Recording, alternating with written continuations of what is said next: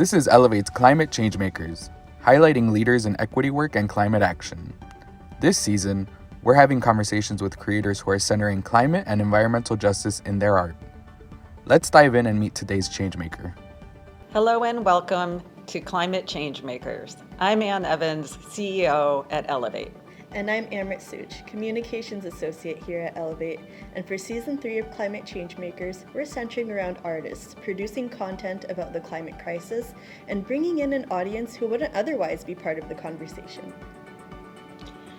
Please join me today in welcoming Resita Cox. She is an amazing documentary filmmaker.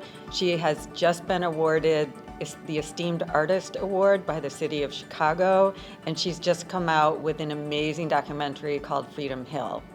So we are so happy to have you today. Thank you for coming. We always like to start off by asking you about your well-being. So how is the world treating you? Yeah, what a nuanced question. I presently feel really grateful. I'm really happy. And I'm also exhausted. I have a lot of things moving at this moment, especially with Freedom Hill. And so every time someone asks me that, I'm saying, I'm happy, but I'm tired. So, yeah. Well, that's a perfect segue. Why don't you tell us about Freedom Hill and what the story is that you are telling? Yeah, so Freedom Hill is a documentary about the environmental racism that is washing away the first town established by Black people in the country, which is a place called Princeville, North Carolina. I grew up not too far from there, and the film explores two main hurricanes, which I also, growing up in North Carolina, kind of survived and lived through: Hurricane Matthew, Hurricane Floyd, 1999. 2016.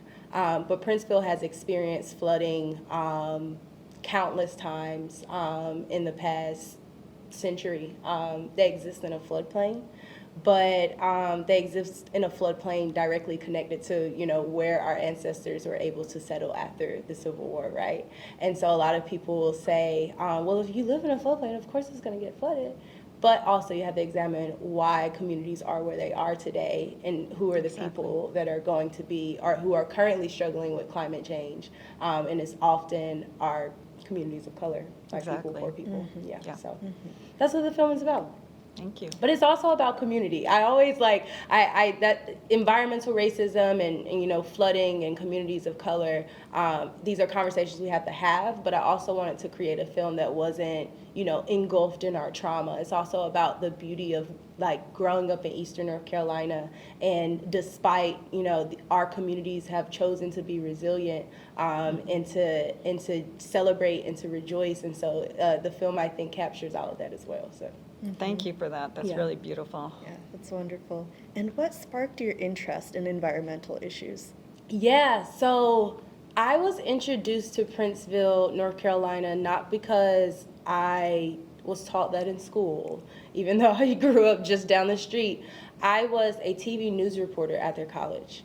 And I was reporting in the same community I grew up in, Eastern North Carolina, for ABC affiliate when Hurricane Matthew hit. My hometown, Kinston, North Carolina, and almost all 15 counties of the eastern part of the state completely underwater, 22 inches of water. I drove through my hometown on like a National Guard boat for a story. Wow. And so I was sent to Princeville to cover the flood damage. And when I get out of the news truck, I'm seeing first town chartered by Black people in the country, and all these historical markers, and I'm like, what the heck? Here I am, I grew up down the street, I consider myself conscious, and I'm like, what do you mean this piece of history has been tucked back here? And my first introduction to Princeville, it was already underwater, 22, 23 inches of water. So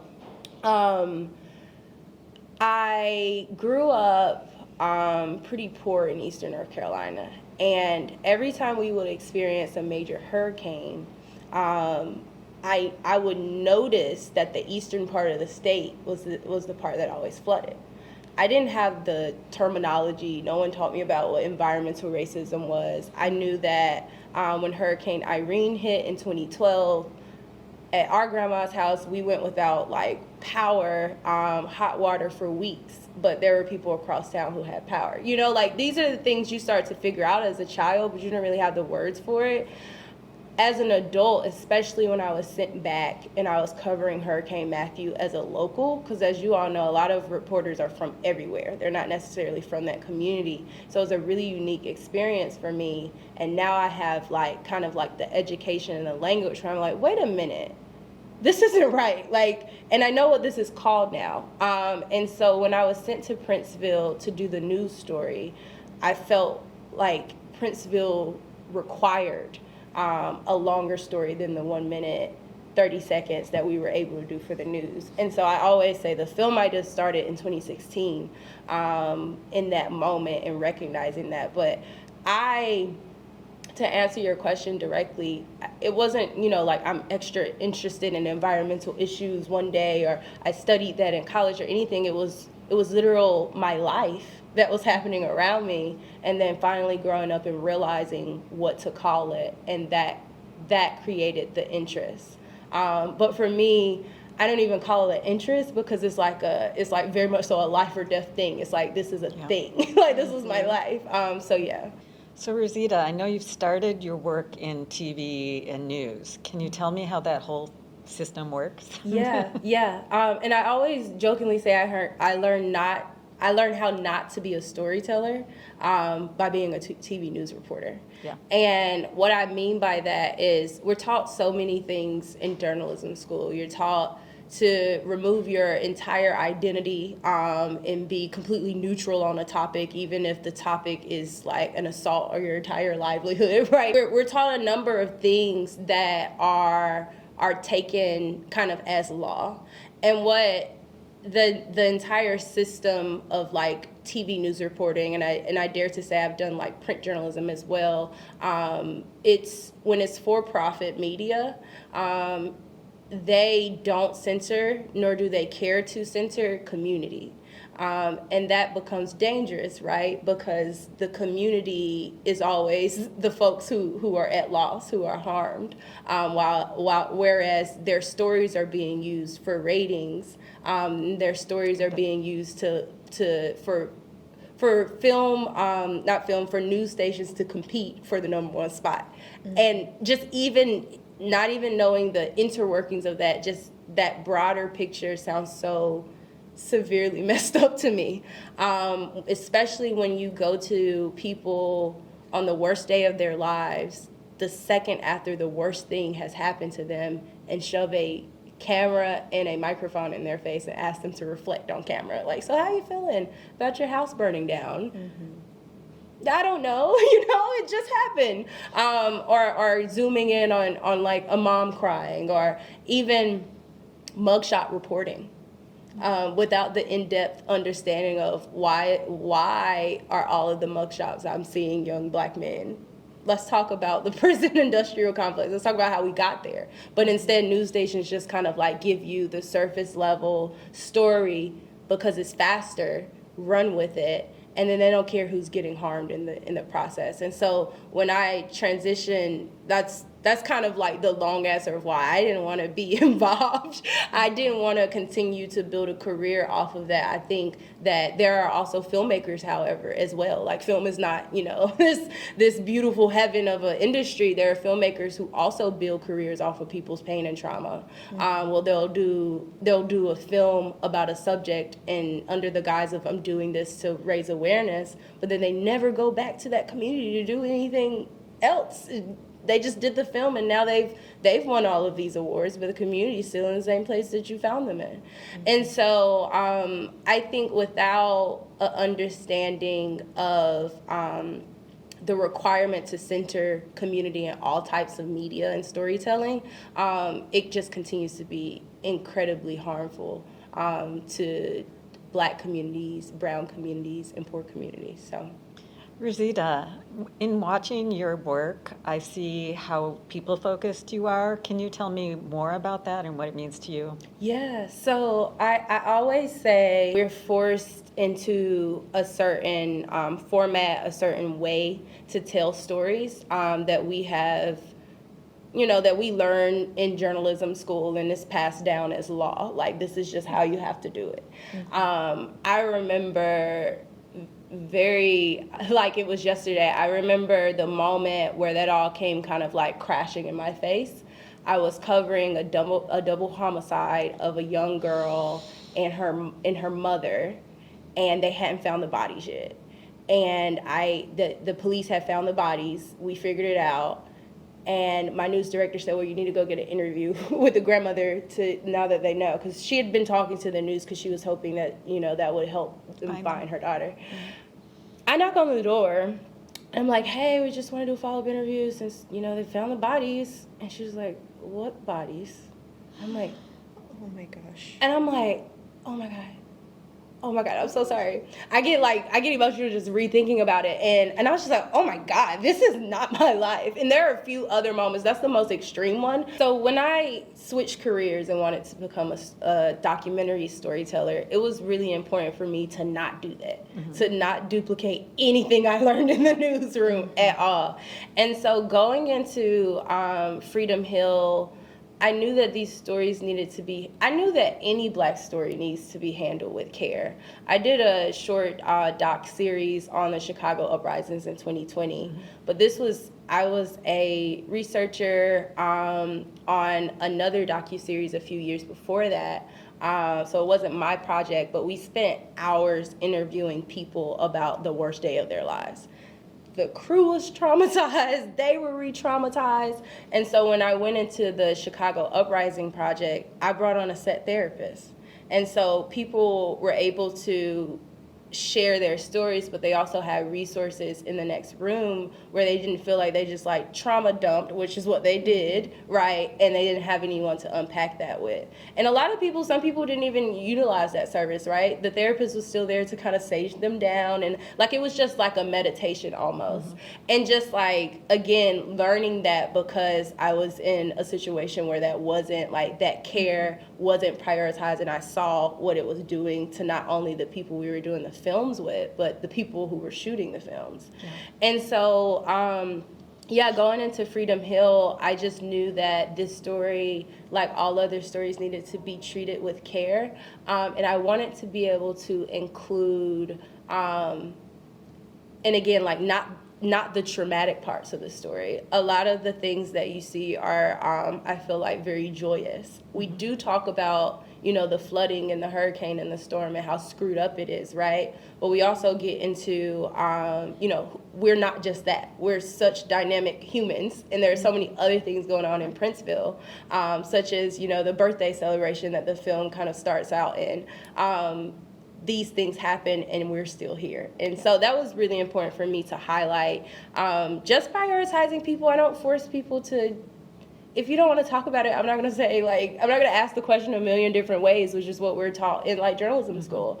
I'm not interested in that. I'm interested in using film as a way where people feel like their voices are being elevated, using film where people feel like their stories are treated and handled with care.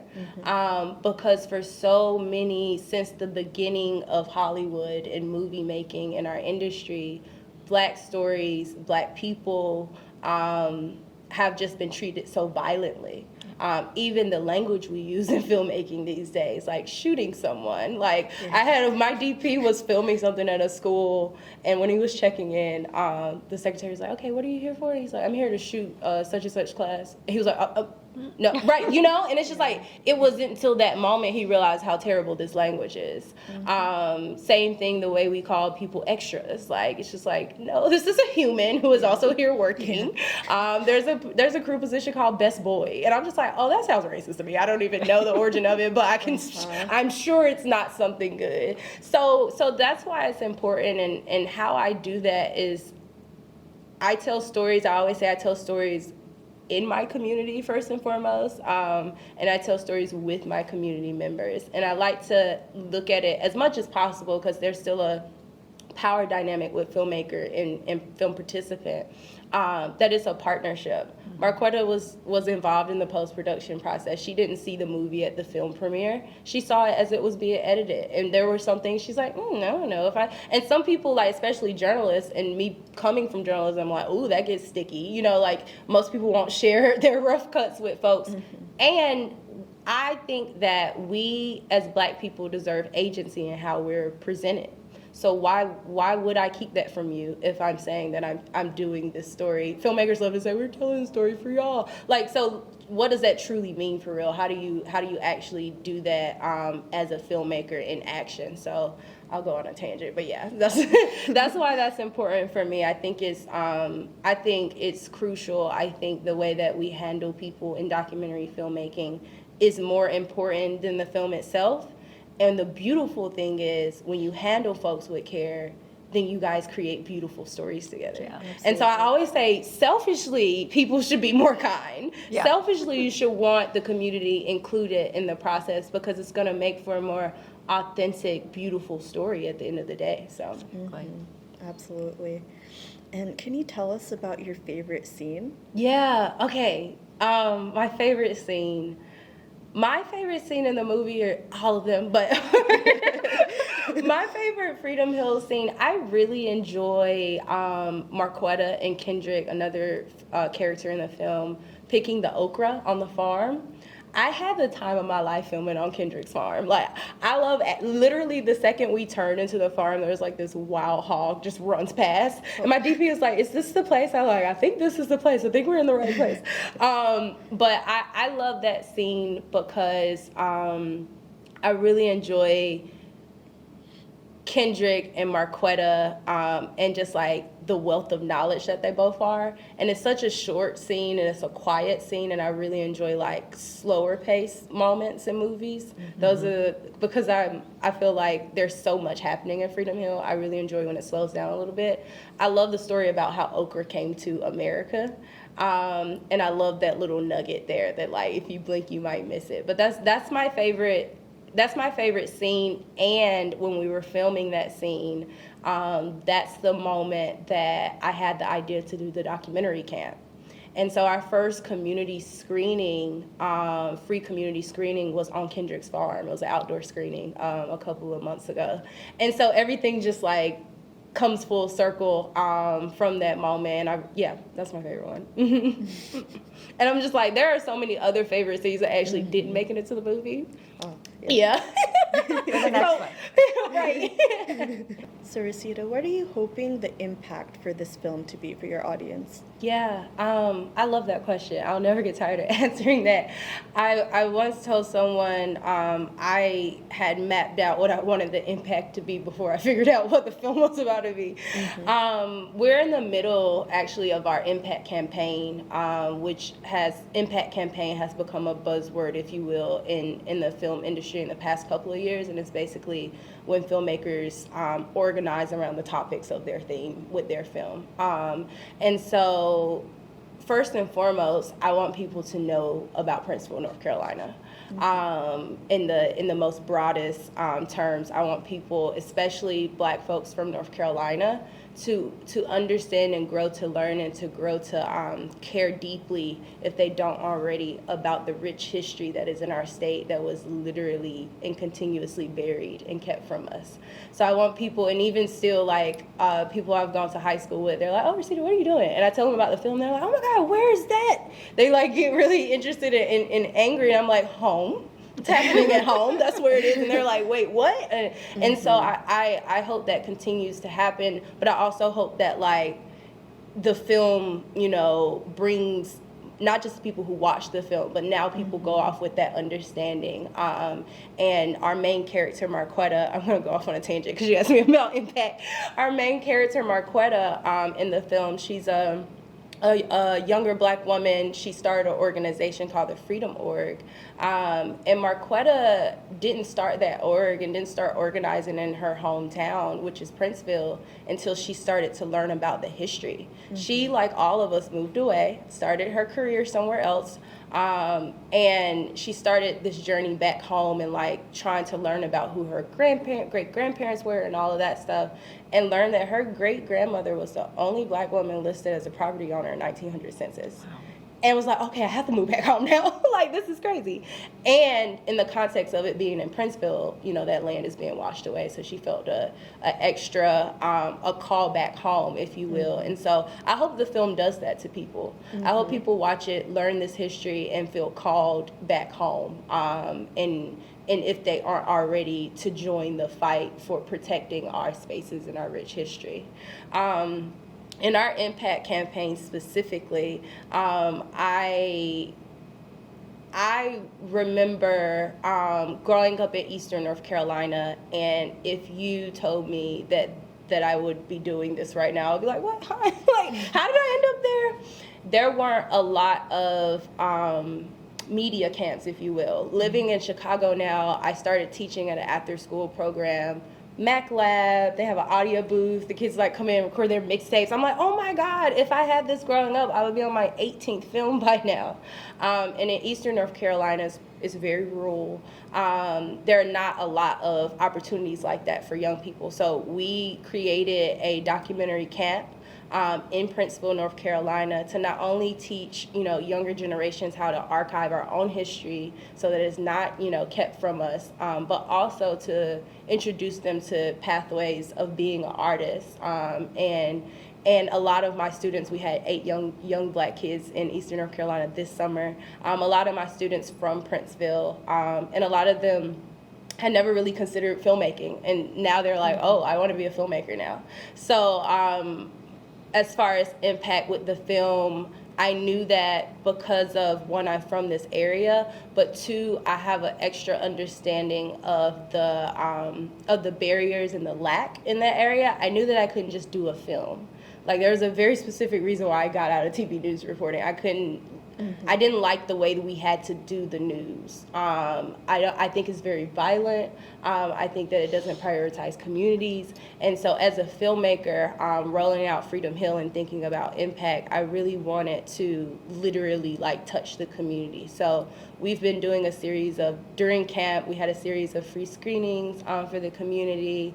And another part of our impact campaign is to allow families to host intimate screenings in exchange for sizable grocery stipends. So I literally just want to give people, like, I was just like, you don't even have to watch a movie, but I just want to give people, like, I just want to give Black people in Eastern North Carolina grocery money. And then they'll be able to enjoy the film around a meal with their family and hopefully talk about these things.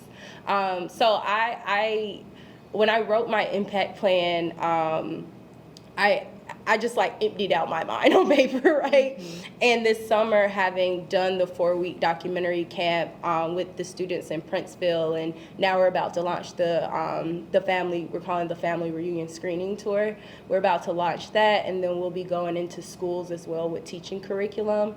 And so to kind of wrap that up in a bow, I really want the generations to come after, that are here, but that are continuing to come after us, to grow up knowing about Princeville.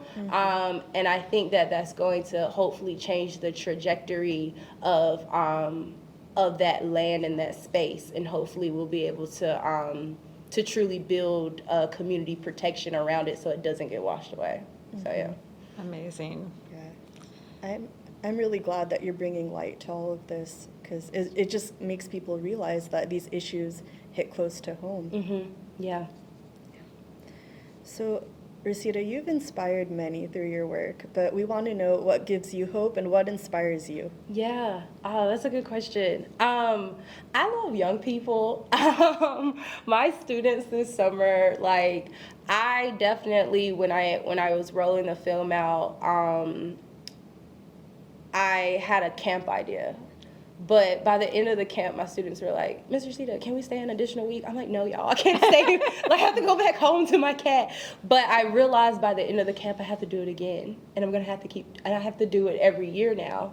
And I call it the gift and the curse jokingly and lovingly, but I'm inspired by knowing that there are younger people and younger generations that, while, especially in the fight for climate change, right, we're not necessarily going to see the impact of all of our labor, but being able to look into the faces of young people and know that they will, and their descendants will, and all of that. I'm inspired by people like Marquetta. people in the community who just wake up one day and you're like, you know what? We're not waiting for anyone to come save us. We are the people that we need. I stole that from her. Like, literally, she said that to me one day we were filming, and I'm like, yeah, that's such a simple way to put it. And yeah, you know, we are the ones we've been waiting for, generation after generation. And so when I meet people like Marquetta, you know, we get so, when you talk about, you know, how's the world treating me, I'm like, like, we get so boggled down with like the issues of today, right? Because it's depressing and it's sad. But I love to zoom in into communities, even here in Chicago. It's such a spirit of like, we are the ones we need. We show up for each other. And so I'm inspired by that. I think that on the journey to build a new world, if you look close enough, there are these smaller new worlds already existing. And that's how I can wake up and not be like so depressed by all of the terrible news. It's because I look to people like Marquetta. I look to people who are just organizing in their community, and they're not doing it for any recognition. They're not doing it for any money. Yeah. Well, I have to say that you inspire me. You are amazing, Resita Cox. You are an award-winning filmmaker. You have huge impact. You are an organizer, and you're a teacher. And all of that is just so beautiful. Thank you for spending some time with us at Elevate's Cafe. We are so honored to have you as part of our Climate Change Maker series. Thank you. Thank you so much. Where can people learn more about you and your work? Yeah, so Freedom Hill is thefreedomhilldoc.com, and through there you kind of find all of our social media. We're just Freedom Hill Doc on Twitter, Instagram, Facebook. I'm Resita Cox on everywhere. ResitaCox.com is where you can find more info about my projects and all of that. Twitter, Instagram, Facebook, Resita Cox. So Thank you. Mm-hmm. Thank you so much for joining us. Be sure to check out our other episodes of Climate Change Makers. Thank you.